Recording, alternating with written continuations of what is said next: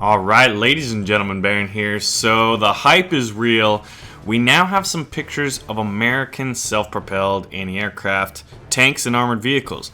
Now what you're looking at is 4 different pictures of the M16 multiple gun motor carriage. This thing was armed with 450 caliber machine guns in the pretty quintessential Maxim M45 quad mount that the Americans used in a number of different ways during World War II. So this is a pretty prevalent American anti-aircraft weapon system put on an M3 half-track chassis.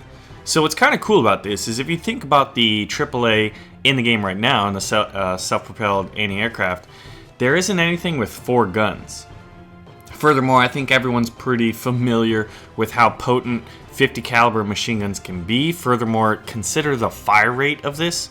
There's 4 50 caliber machine guns, all with a very high fire rate, all shooting at planes. So this thing should be a lot of fun to use, and it's armed with, it's got 5,000 rounds of ammunition. Now, it's also got a speed of 45 miles per hour, which is pretty decent. There's not too many tanks in the game right now that are as fast as that, nearly as fast as that. So, but then it got me thinking, well, what other SPAA will the Americans have? And, I'm familiar with some of them. Like, I knew about the M19 prior, but I was like, it seems to make sense that there would be a lot more, at least, testing, prototypes, and other variants that may not have gone into mass production but did go into production.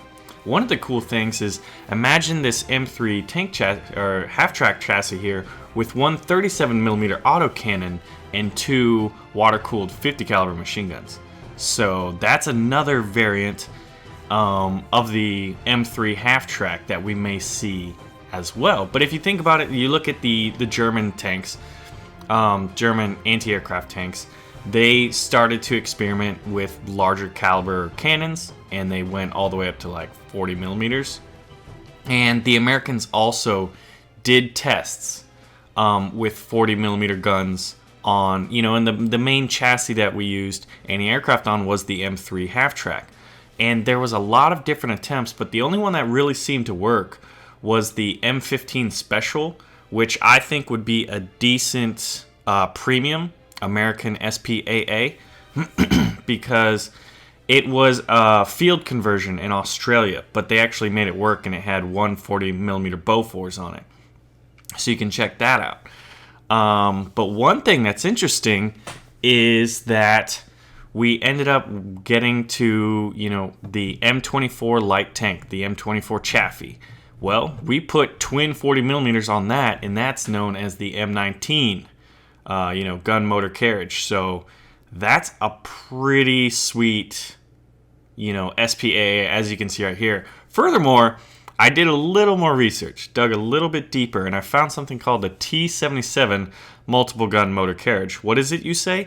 6 50 calibers of freedom on the M24 chassis. So that thing's gonna be fast with 6 50 caliber guns. That thing will be awesome if it's ever put in the game. Like, yeah, I would see that as another possible premium SPAA. But 6 50 calibers, man. And then there's the M42 Duster. This is based off the M41 Walker Bulldog light tank, which I think a lot of us would love to see the Walker Bulldog in the game anyway. And basically it was just you take the M41 Walker tank chassis and stick the turret from the M19 on top of it. So you get M41 Walker chassis with twin 40mm autocannons on the top. Now you may ask yourself, hey, is this within the scope? Well, the Walker Bulldog is within the scope of the time frame. It was made in 1952, the M42 Duster, that is. And think about this, the ZSU-57 was produced somewhere between 1955 and 1957, so it's got 5 years. It's 5 years older, or, whatever, younger, whichever way you want to think about it. It is well within the scope. If the ZSU-57's in the game, you could definitely see an M42 Duster in the game. So, You know, it can go 45 miles per hour and it has twin 40mm Bofors. You know, you've got armor between 9 to 25 millimeters, so it's not a whole lot, but it's self-propelled anti-aircraft, so they're not really expected to go head-to-head with other tanks. They have a little more survivability when it comes time, you know, for getting strafed by other fighter and ground attack aircraft. You know, you're still obviously going to have a huge issue with bombs, but you have a little more survivability with being strafed in the M42 Duster. But that's not the only thing I found. I also did a little more research, and I was like, well, think about it. We have the M3 and M5 light tank chassis. I would imagine they would have done some testing with that, and they did.